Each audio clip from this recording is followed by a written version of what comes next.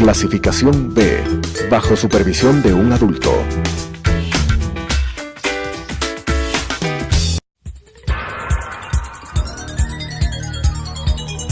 Las opiniones vertidas en este espacio por la producción y dirección del programa son de exclusiva responsabilidad de sus autores y de quienes intervienen en ellos.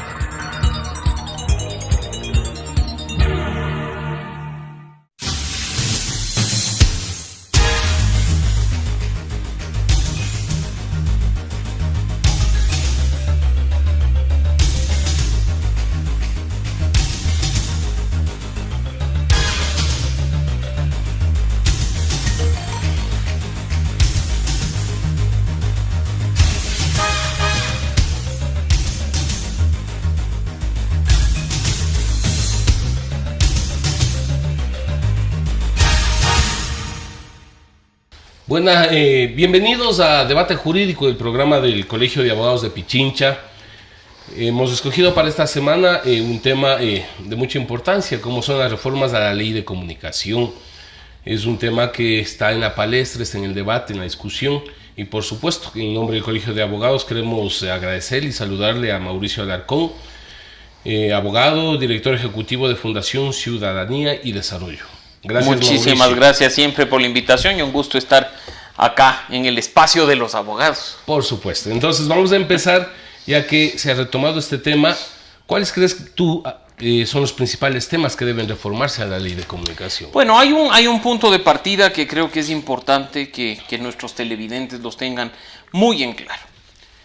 Hay varios proyectos de reformas y de derogación, además de la ley de comunicación, que están actualmente en conocimiento de la Asamblea Nacional. Sin embargo, quizá el más importante por su origen es el que hace pocas semanas presentó el presidente de la República, Lenín Moreno. Todos ellos, sin desmerecer a ninguno, traen importantes temas que deben ser abordados y que en buena medida se basan en lo que ha sido la aplicación de la ley de comunicación en estos casi ya, estamos a día 5 años de vigencia. La Asamblea Nacional tiene la obligación de coger todos los proyectos y en una comisión sintetizarlos. Si es que efectivamente han sido calificados por el CAL, por el Consejo de Administración Legislativa, así es. Entonces, estamos frente a un gran reto que es reformar la ley de comunicación, y tomo las palabras del Ejecutivo, para garantizar que ésta se ajuste a estándares internacionales. Eso es quizá el punto principal de la norma. ¿Reformas o la construcción de una nueva ley? Bueno, estamos en un punto en el que va a ser muy difícil, y creo que hay que ser muy realistas, de derogar la norma en su totalidad y construir una nueva. Por supuesto, la mejor ley es la que no existe, en este caso específico de la comunicación. La libertad de expresión es un derecho que debe ser garantizado, no regulado ni restringido. Pero hay un mandato en una disposición transitoria, como tú lo conoces, que ordena la existencia de una ley de comunicación.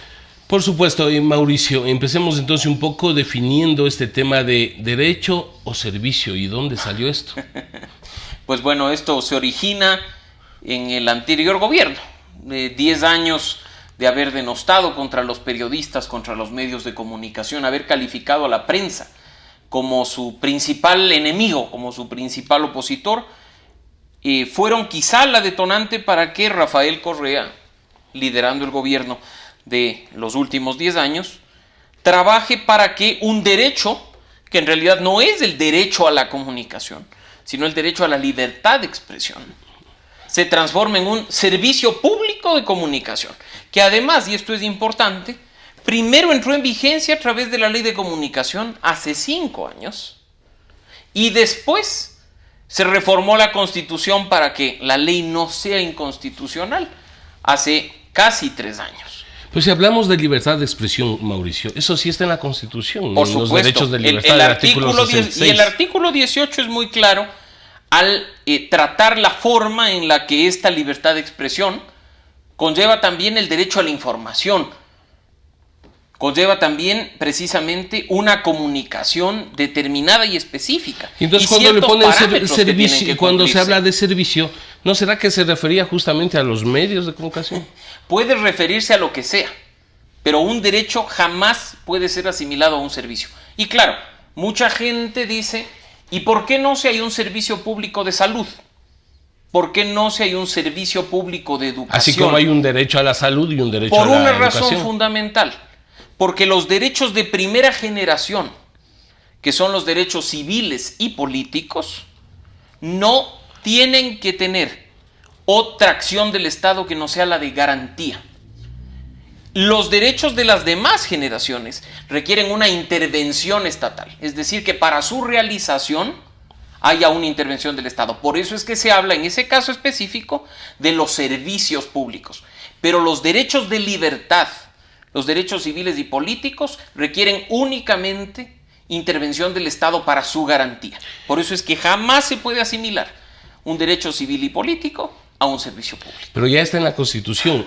Hay que hacer ¿qué? Una enmienda constitucional. Habrá la disposición, habrá los asambleístas. Debería hacerse, y esto es importante. Por un lado tenemos al Ejecutivo, que de una manera muy acertada ha dicho, vamos a elevar a opinión consultiva a la Corte Interamericana de Derechos Humanos, quien nos dirá si es un servicio público o no.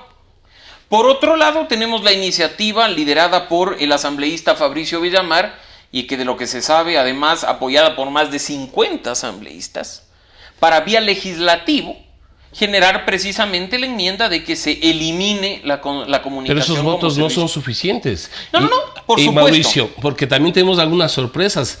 Todavía se unifican correístas y morenistas, y como que no le hacen caso al presidente de la República. Y como que no les agrada mucho el tema de la libertad de expresión.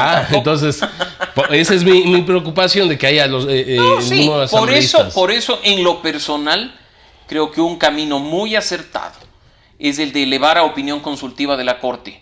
Porque además sabemos, y obviamente hay varias posiciones al respecto, pero habemos quienes creemos que las opiniones consultivas que deriva la Corte Interamericana de Derechos Humanos no solo son un precedente obligatorio para el país que la solicita, sino para la región. Es decir, Ecuador, al momento de hacer esta consulta a la Corte, estaría no solo blindando la libertad de expresión en el país, sino también blindándola a nivel de todos los países que forman parte del sistema interamericano. Pero este pronunciamiento también se vuelve vinculante, y entonces ahí sí los asambleístas van a dar paso. Tendrán que ajustar la normativa, que es algo que no únicamente está pendiente en el caso de haber un resultado positivo de una opinión consultiva en este tipo, sino que, por ejemplo, también deberían ya empezar a tratar el tema, y que obviamente no es motivo de este programa, pero valga la similitud, de la opinión consultiva 24 del año pasado, relacionado con los derechos de las familias del mismo género, del mismo sexo. Listo. A ver, nos traen los medios de comunicación una noticia. Hay una terna para la Superintendencia de Comunicación, y por otro lado se planteó, si no estoy mal, en un decreto presidencial que debe desaparecer esta superintendencia. Explícanos. Bueno, en la reforma, en la propuesta de reforma del Ejecutivo, se elimina completamente tanto el carácter punitivo de la ley como la existencia de la Superintendencia de la Información y Comunicación. Sin embargo, el Ejecutivo hace pocas horas, hace pocos días, ha enviado una terna al Consejo de Participación Ciudadana Transitorio para que se nombre a un superintendente de la Información y Comunicación. ¿Qué función? ¿Liquidarle? Pero se ha aclarado que la única razón por la cual se hace esto es para que lleve adelante el proceso de cierre, por así decirlo, que revise algunas decisiones, y quizá lo más importante, que hace pocas horas también lo mencionaba el secretario particular del presidente Juan Sebastián Roldán, para revisar si las actuaciones de la superintendencia fueron apegadas a derecho o si simplemente fueron utilizadas para perseguir, sancionar a quienes piensan diferente en medios de comunicación de todo el país. Precisamente a esto me iba a referir, Mauricio. Así sea por un tiempo pequeño, quien vaya a la superintendencia tiene la posibilidad de revisar las sanciones. Por supuesto. Y ahora que ya sin una justicia que todos sabemos bien amarrada, ¿no es cierto? Ya los jueces van dando muestras de independencia. De algo de independencia. Exactamente. Pues, bueno.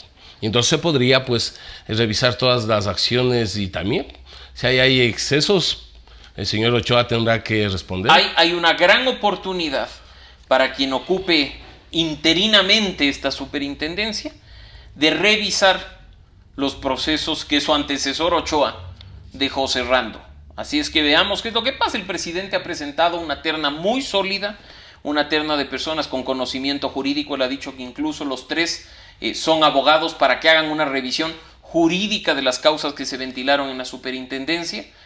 Además es una terna que en alguna medida garantiza la equidad de género. Una mujer es la que está de segunda en la terna. Además hay un equilibrio generacional, aunque en estricto sentido los tres abogados son abogados jóvenes. Así es que creo que hay muy buenas señales por parte del Ejecutivo relacionadas precisamente con que esta persona que entre a la superintendencia lo haga simplemente para revisar las actuaciones que durante todo este tiempo, de manera atentatoria contra los derechos específicamente de libertad de expresión, llevó adelante Carlos Ochoa. Es decir, si hay esta revisión de las acciones de Carlos Ochoa, no te olvides que la mayoría de sanciones eran de carácter económico. ¿Se podrá recuperar esos dineros? O si no, que el señor Ochoa responda al derecho de repetición. El dicho popular dice que el lagarto que traga no vomita. Por supuesto. Veamos qué pasa en ese sentido, pero más allá de que no existe en el país hasta el momento una ley de repetición, sí hay responsabilidades específicas de funcionarios que quizá, violando la ley o estirándola para su beneficio, terminaron sancionando a medios de comunicación de manera arbitraria e imponiendo sanciones además claramente desproporcionadas. Veamos si nos hemos de enterar cuando el señor Ochoa coja vuelo fuera del país. Bueno, no sabemos si sigue en el país, además. Sí. Sería interesante saber. Nadie sabe si nada. Sigue ¿Dónde aquí, está? Si salió, está desaparecido. Así es que ¿No sería veamos. de paseo por Bélgica, por ahí? No sé, capaz se fue a visitar a algunos amigos en el exterior, y si no, pues que se ponga buen recaudo, porque quizá la revisión de las decisiones de la superintendencia le traigan consecuencias negativas un poco graves. Vamos a ver. En la ley se creó el Cordicom. ¿Qué piensas sobre eso? ¿Debe mantenerse? ¿Cuál es su papel? Bueno, hay un punto con porque un montón de nombres nos ponen de membretes de instituciones. Se metieron varios nombres, pero hay un punto que es importante. En la consulta popular del año 2011, cuando Correa en su desesperación quería que la ley de comunicación sea aprobada y el legislativo no daba los votos para su aprobación, pusieron si las personas estaban de acuerdo en que se apruebe una ley en la que se regule la comunicación y a los medios de comunicación, y en la que exista un consejo de regulación. De ahí surge el Cordicom que vemos ahora en el proyecto de ley, incluso reformatorio, porque el reformatorio lo mantiene. ¿Cuál es la razón de ser de un consejo de regulación y desarrollo de la información y comunicación? Básicamente establecer normas básicas, revisar que estas normas se cumplan, hacer sugerencias sobre el trabajo de los medios de comunicación, de los periodistas. Entonces, ¿debe mantenerse el Bajo Cordicom? ningún concepto sancionar. Esto es muy importante. Bajo ningún concepto sancionar. Y basado en modelos de otros países, no, yo diría que no está mal que exista un consejo. Pero ahora viene el punto de quiénes deben formar parte de ese consejo. ¿Qué es lo que vamos a hablar más adelante? Esa es la gran discusión. Mauricio, permítenos si retornamos luego del corte comercial.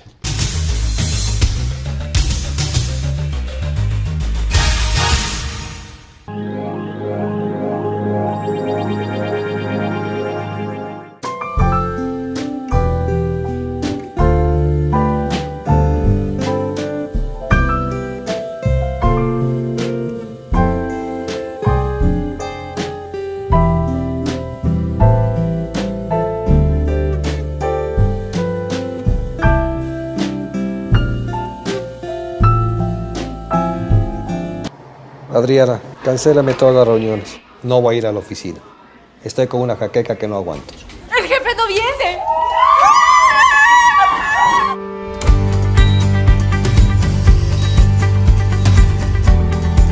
¿Estás seguro? Salió bien. Muy bien. Bueno. Cuanto antes vayas a Ecuasanitas, más rápido te curas. La empresa de medicina prepagada que cuida de ti. Ecuasanitas. Es bueno estar sano.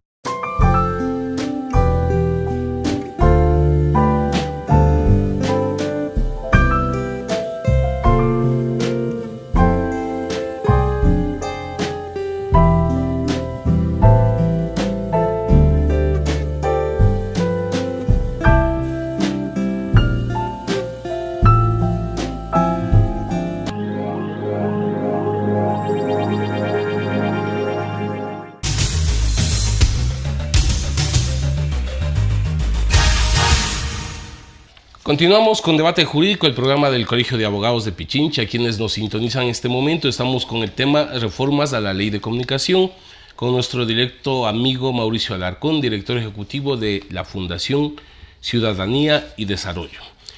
Mauricio, se habla entonces, desaparece la superintendencia que buscaba proteger derechos de la ciudadanía, sancionar. Dice, esto se pasaría a la Defensoría del Pueblo. ¿Es acertado este planteamiento? Bueno, no es que se le pasan las atribuciones de la Supercom a la Defensoría del Pueblo. Esto hay pero que la ser protección muy de claros. derechos. La protección de derechos. Se quita en la propuesta, por lo menos del Ejecutivo, se quita el carácter punitivo a la norma. Y simplemente se dice que ahí está la Defensoría para hacer lo que ya hace de acuerdo a las atribuciones que están establecidas en la Constitución, que es velar y proteger los derechos de la ciudadanía, impulsar acciones, sea por la vía constitucional de garantías, sea por la vía civil, sea por la vía penal, incluso ahí entraría en acción la Defensoría Pública, pero ir de la mano de los ciudadanos cuando en teoría han sido violados los derechos relacionados con la libre expresión. Así es que ahí no es que se están pasando, insisto, en el proyecto del Ejecutivo las atribuciones de la Supercom a la Defensoría. La Defensoría no tiene facultad sancionatoria alguna. La Defensoría está ahí para garantizar los derechos de los ciudadanos y nada más. Mauricio, otra palabra que escuchamos permanentemente, dos palabras, linchamiento mediático. ¿Qué es esto del linchamiento mediático? ¿Debe eliminarse? ¿Qué es? Es un invento de la última década. En la época de la Constituyente de Montecristi, habían personajes que visitaban a los asambleístas para hablar del linchamiento mediático. Decían, hemos sido víctimas del linchamiento mediático. Por ahí una asambleísta, que actualmente es embajadora, tomó ese tema como bandera propia y pues se encargó de introducirlo en la Ley de Comunicación hace aproximadamente 5 años. No tiene símil en el continente, no hay ninguna ley que de manera específica, aunque algunos digan lo contrario, además algunos que hablan desde el desconocimiento, digan que existe en otro país un linchamiento mediático regulado por una norma en específico. Esto es un invento jurídico para sancionar principalmente el periodismo de investigación. ¿Por qué? Porque la práctica punible, la acción punible establecida en la Ley Orgánica de Comunicación en este momento es básicamente la relacionada con el periodismo de investigación. Así es que las pruebas simplemente están ahí, los resultados nos muestran que quienes advertíamos de estos riesgos teníamos razón y es efectivamente una de las figuras que tienen que ser eliminadas en una nueva Ley de Comunicación. No es posible que esté en vigencia una figura de este tipo que lo que hace es imponer censura e imponer restricciones al ejercicio periodístico. Pero ¿cómo nos garantizamos como ciudadanos que la información que nos dan sea de calidad, contrastada, verificada? Yo digo que con el poder del dedo. Si a la persona que nos está viendo en este momento no le gusta el programa del Colegio de Abogados, le cae mal la opinión del doctor Orna o mía, pues simplemente tiene usted este dedo para cambiar de canal. Si está escuchando en la radio algo que no le gusta, igual, aplique el dedo y cambie el dial. Así es que ese es el gran poder que tenemos los ciudadanos para controlar esa información de calidad. El poder de sancionar cuando la información es mala. El poder de castigar al medio de comunicación si es que no me está entregando una información de calidad. Yo tengo el poder, no un ente administrativo que sancione. Esa es la libertad que tiene que ser garantizada.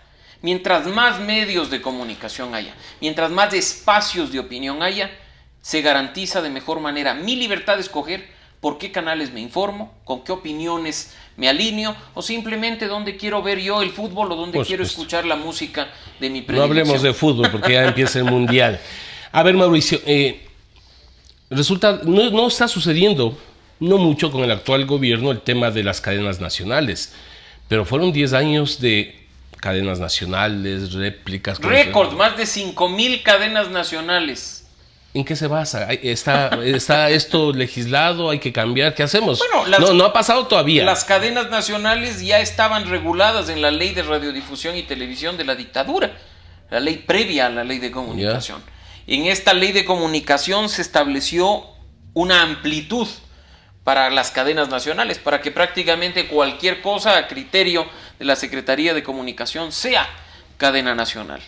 Cuando en cualquier país democrático que garantice la libertad de expresión, la cadena nacional es la excepción, no la regla general. La cadena nacional es un mecanismo en circunstancias excepcionales que se activa por parte de un poder público cuando tiene que informar sobre asuntos muy importantes de interés nacional. Y de interés público, Por no supuesto, individual. No que comió el presidente el fin de semana, no a quién visitó y dónde durmió como nos tenía acostumbrado, mucho menos un espacio para descalificar, para denostar o presentar la verdad oficial. La cadena nacional, como nosotros jocosamente recordábamos con algunas personas hace un tiempo, quizá la cadena nacional de la última década, fue aquella que además de manera tardía se produjo a consecuencia del terremoto del 16 de abril. Esas son las circunstancias que deben ameritar una cadena nacional. Necesitamos informar al país de un hecho urgente, de un hecho importante, necesitamos que todos conozcan cierto tipo de información. Y eso es todo. Cadenas nacionales para otras razones no tienen sentido. La rendición de cuentas de los funcionarios públicos no se hace a través de cadena nacional. ¿Por qué una cadena nacional? ¿Por qué ese uso de fondos públicos para rendirle cuentas al pueblo ecuatoriano? Sí, pero también se confunde la rendición de cuentas con la promoción de la autoridad. Pues. Claro, y más grave aún cuando está aún habilitada la reelección inmediata, así sea por un periodo. Porque se aprovecha esos espacios precisamente para autopromocionarse, lo que se conoce como autobombo, y decir yo soy el más grande, yo soy el mejor, prácticamente vota por mí en la siguiente elección. 2019 tenemos elecciones. Y generando una competencia desigual con el resto de candidatos que no están en condiciones de competir con alguien que tenga toda la maquinaria del Estado o toda la maquinaria del poder local a su servicio.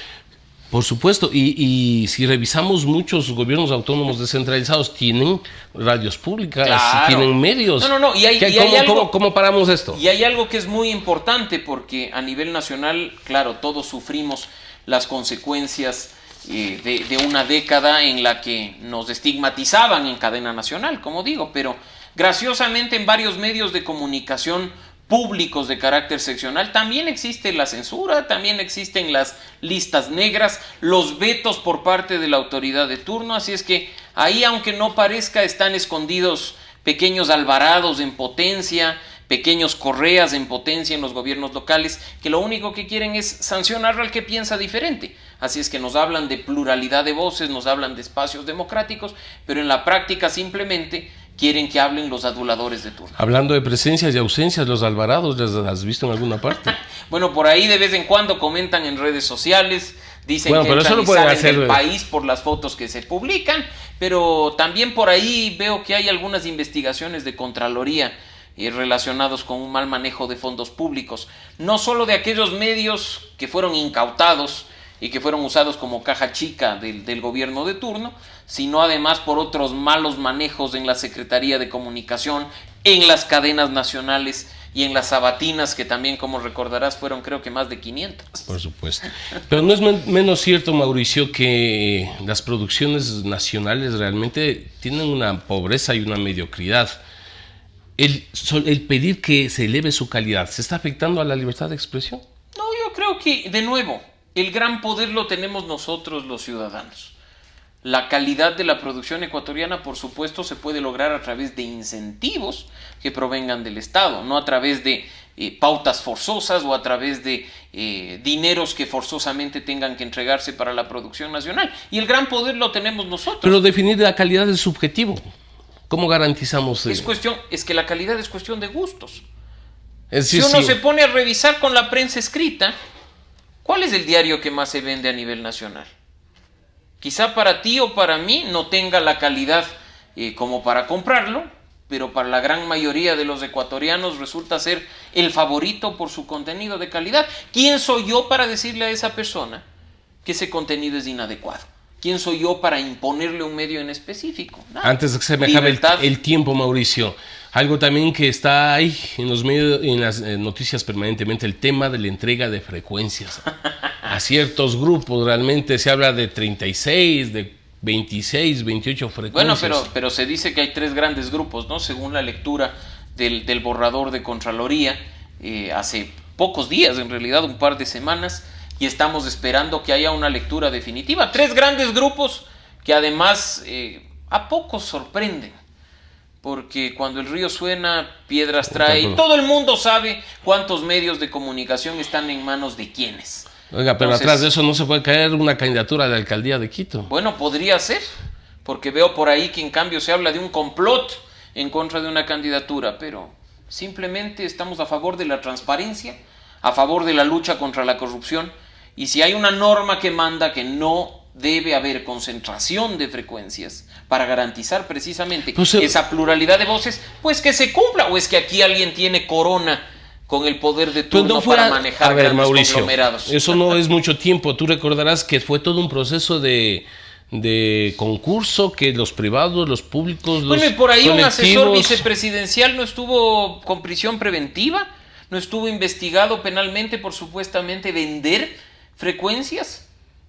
Que este momento esté libre y que este momento esté caminando tranquilo, no sé si lo haga intranquilo, eso ya será cuestión de ese asesor. ¿Deberá nuevamente ajustarse esto de las frecuencias? Pero tiene que revisarse, pues, o es que acaso todo concurso por el hecho de avanzar se lo da por porque sentado. Hay informe de la Contraloría. No, y hay algunas personas que están diciendo que no, que como ya algunas se han adjudicado, si es un proceso irregular, ese proceso tiene que suspenderse. Y volarán cabezas nuevamente. Y pues que tenga que ser. Nadie está diciendo que los medios de comunicación que han hecho las cosas bien, porque incluso han dicho, no, hemos tenido que pagar a expertos para que nos hagan los informes técnicos. Esos informes tienen que mantenerse. Esas personas que han concursado por una frecuencia de manera honesta y de manera transparente deben seguir en un nuevo proceso sin necesidad de que sus documentos, sus estudios y sus informes sean alterados o deban actualizarse o reconsiderarse. Pero cuando revisemos y veamos que hay concentración de medios porque hay una mano corrupta de por medio, pues hasta luego, ese proceso tiene que darse de baja. Y caiga quien caiga, Mauricio, necesitamos un país con mayor transparencia en el accionar público. Te agradecemos, Mauricio. Buenas tardes. Muchas gracias. Las opiniones vertidas en este espacio por la producción y dirección del programa son de exclusiva responsabilidad de sus autores y de quienes intervienen en ellos.